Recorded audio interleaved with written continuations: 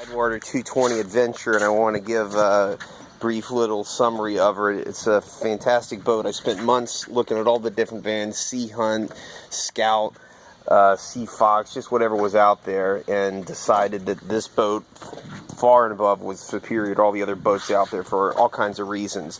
First thing, just look at the bow. This is they call it a 22, but quite frankly, I've been on boats that are a third bigger that don't feel nearly as stable, and the primary reason for that is the beam on it. Almost 10 feet across there, you can see that.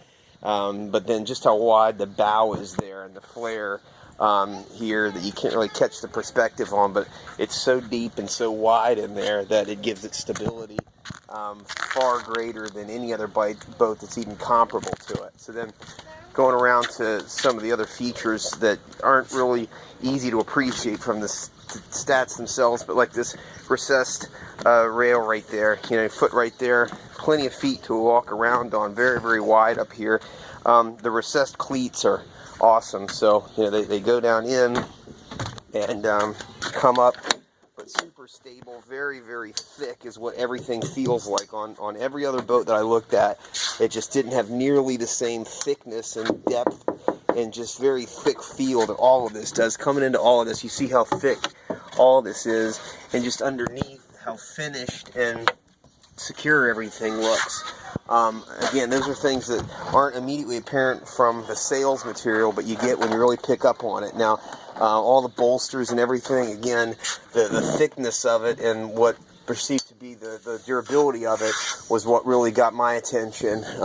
Again, most boats are kind of composite or component material boats, so there's not a whole lot of differentiation in them, but where you really get into what I thought was superior about the Tidewater was the quality of the construction on all of the material and the fit and finish. Now, there's another really big one that is pointed out in some of the other videos, but is really significant, and that is, look at your rod holders here. Look at every other boat, and what you will see is they just cut out the side and put in a little rod holder, whereas here it's cut all the way in, and you will see that it has very well finished. Your rod's going all the way up in there, as opposed to some these rod holders that look like they're almost an afterthought.